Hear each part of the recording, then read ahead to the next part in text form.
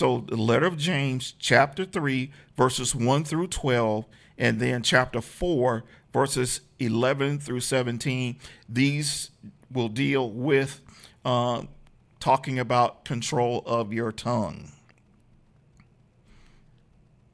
Dear brothers and sisters, not many of you should become teachers in the church, for we who teach will be judged by God with greater strictness. Verse number 2, we all make many mistakes, but those who control their tongues can also control themselves in every other way. We can make a large horse turn around and go wherever we want by means of a small bit in its mouth. And a tiny rudder makes a huge ship turn wherever the pilot wants it to go, even though the winds are strong. Verse number 5. So also the tongue is a small thing, but what enormous damage it can do. A tiny spark can set a great forest on fire. Verse number 6. And the tongue is a flame of fire. It is full of wickedness that can ruin your whole life. It can turn the entire course of your life into a blazing flame of destruction, for it is set on fire by hell itself. Verse number 7. People can tame all kinds of animals, birds, reptiles, and fish, but no one can tame the tongue.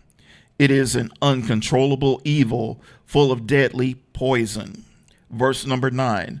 Sometimes it praises our Lord and Father, and sometimes it breaks out into curses against those who have been made in the image of God. Verse number 10. And so blessing and cursing come pouring out of the same mouth. Surely, my brothers and sisters, this is not right.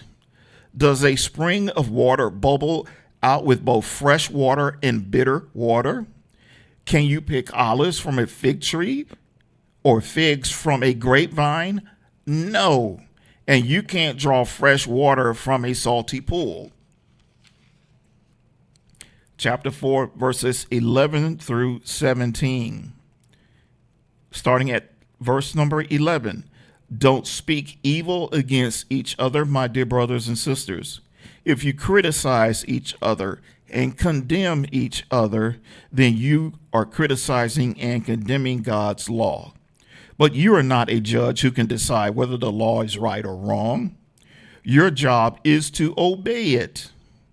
God alone, who made the law, can rightly judge among us. He alone has the power to save or to destroy. So what right do you have to condemn your neighbors? Verse number 13.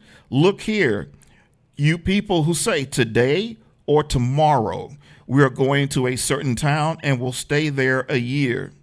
We will do business there and make a profit.